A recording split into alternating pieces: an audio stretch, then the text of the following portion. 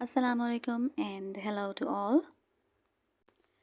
I know it's been so long since I made my last video. Actually, I was very busy in moving from Pakistan to UAE. Actually, it's very difficult to settle down in a different country, and especially when you have children with you.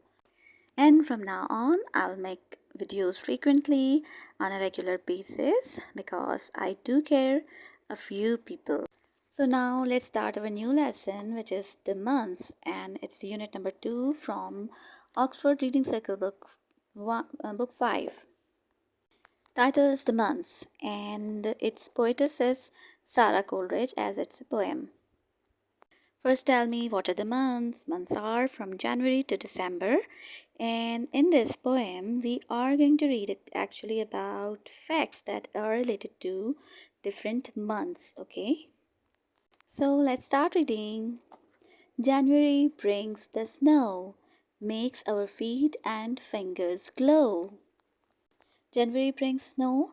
January brings की means है लाना. जनवरी snow लेकर आता है. Snow बर्फ़ को कहते हैं. स्नोफॉल बर्फ़बारी को कहते हैं. और जो एक ओले आते हैं ना, जो हार्ड पैलेट्स ऑफ आइस होते हैं, उनको हेल कहते हैं. HAIL hello. ठीक है, तो इसमें ये फ़र्क है. बाकी जो जनवरी का फैक्ट बताया है कि जनवरी में स्नोफॉल होती है.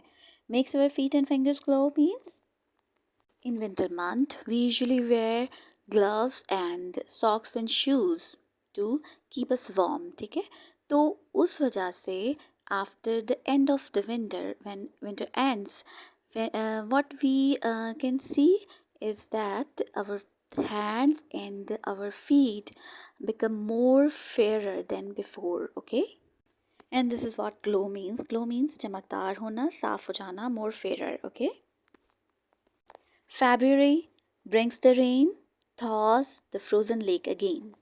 February बारिश लेके आता है, and February is the start of the spring season. So एक warmer season start हो रहा होता है, तो बारिश होती है.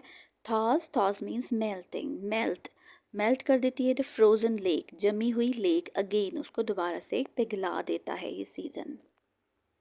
लेक कहते हैं नदी को, और अगेन का मतलब है दोबारा. March brings breezes loud and shrill, stirs the dancing daffodil. March लेकर आता है ब्रीजेस कहते हैं हवाएं. लाउड एंड श्रिल, लाउड का मतलब तेज, जोर, तेज आवाज़. एंड श्रिल कहते हैं बहुत बारीक सी हाई पिच्ड वॉइस होती है, जो पियर्सिंग वॉइस होती है, चुभने वाली. इस तरह की आवाज़ होती है हवा की. स्टर का मतलब होता है हिलाना, शेक. डांसिंग डैफोडिल्स जो हैं आर द फ्लावर्स. ओके, तो इन फ्लावर्स को हिला देता है. जो डांस करते हुए फ्लावर्स होते हैं उनको ज़ोर से हिला देता है. And this creates a very beautiful scene if you imagine. April brings the primrose sweet, scatters daisies at our feet. अच्छा, और अप्रैल क्या लेके आता है? Primrose is another type of flower and they usually grow in April month. And scatters means फैलाना, फैला देता है. Daisies is also another type of flower. At our feet means हमारे पैरों में, मतलब इतना जगह जगह फैले हुए होते हैं ये फ्लावर्स के, लग रहा होता है कि हमारे पैरों में आ रहे हैं. Next page. May brings flocks of pretty lambs skipping by their fleecy dams. May लेके आता है फ्लॉक्स कहते हैं अ ग्रुप. प्रीटी का मतलब प्यारे, लैम्स का मतलब भेड़ के बच्चे. और फ्लॉक जो है वो specially is use for flock of birds के लिए यूज़ किया जाता है, और इसके अलावा शीप्स के लिए भी यूज़ किया जा सकता है. और लैम्स ऑफ कोर्स जो है शीप के बेबी होते हैं, तो अ फ्लॉक ऑफ लैम्स भी कहा जा सकता है, अ फ्लॉक ऑफ शीप भी कहते हैं.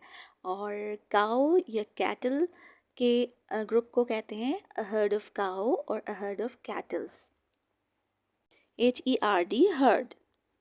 Skipping means jumped over by their fleecy कहते हैं woolen, मतलब soft जो wool होता है, ऊन. और डैम्स आर द वॉल्स, जो कि डैम बनाने के लिए वॉल यूज़ किए जाते हैं टू लिमिट द वाटर को लिमिट करने के लिए, उसको मतलब कंट्रोल करने के लिए.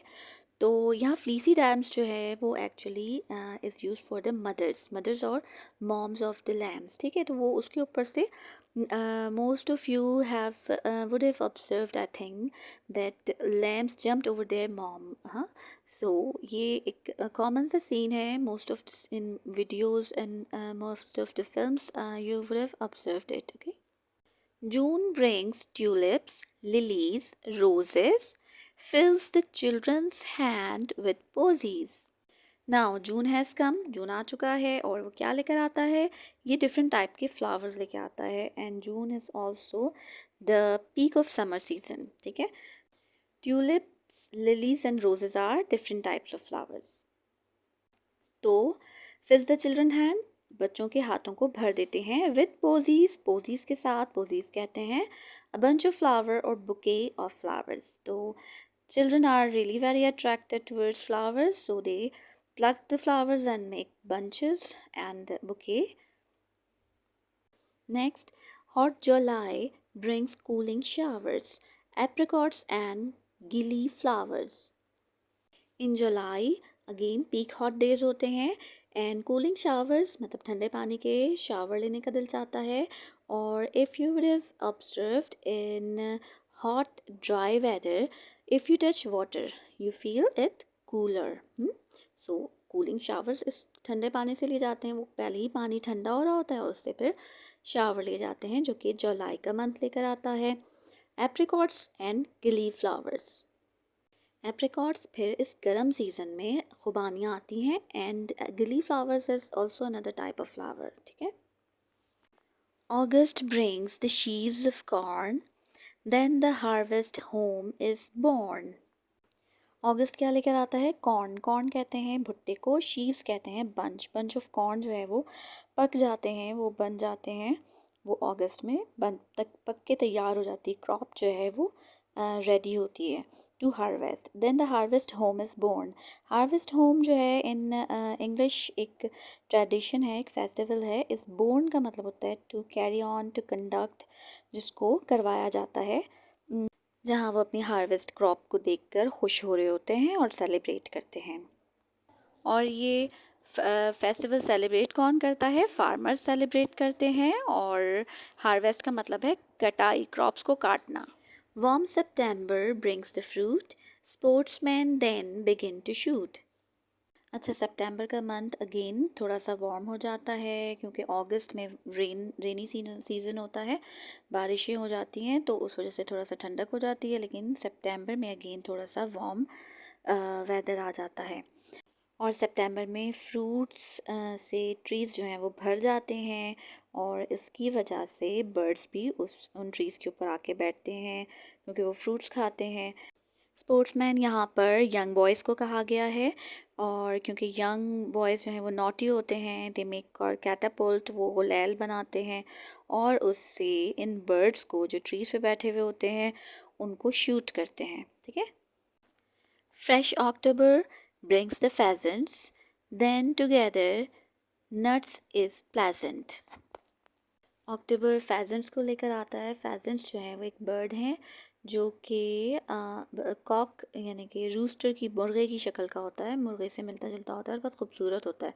और ये आमतौर पे फील्ड्स में आ जाता है, यहाँ पर जहाँ खेत होते हैं। टू गैदर, गैदर का मतलब जमा करना, नट्स को जमा करना इज़ प्लेजेंट, प्लेजेंट का मतलब एक खुशकुन, एक अच्छा काम लग रहा होता है उस वक्त। और ये नट्स का सीज़न होता है। नट्स का season actually it starts from September to November, in November में नट्स आ जाते हैं।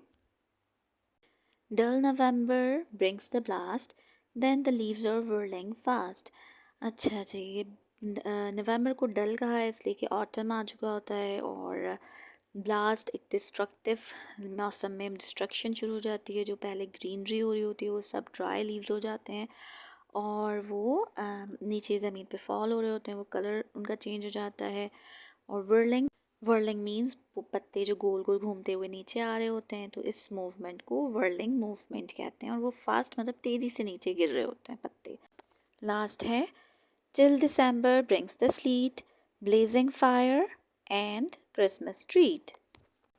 स्लीट कहते हैं थिन स्नो को, ठीक है, क्योंकि जनवरी में ज़्यादा हैवी स्नोफॉल होता है, दिसंबर में ज़रा कम हो रहा होता है। तो स्लीट जो है वो स्नो से पहले एक थिन लेयर जो हल्की हल्की सी आती है उसको कह रहे हैं कि बहुत लाइट स्नोफॉल हो रहा है। और चिल कहते हैं ठंडक को, तो ठंडा दिसंबर वो स्नोफॉल लेके आता है, light snowfall. Blazing, blazing fire means भड़कती हुई आग। एंड क्रिसमस ट्री, तो ऑफ कोर्स क्रिसमस भी दिसंबर के एंड में आती है और दिसंबर में आती है, तो क्रिसमस की ट्रीट भी दिसंबर में एक दूसरे को दी जाती है।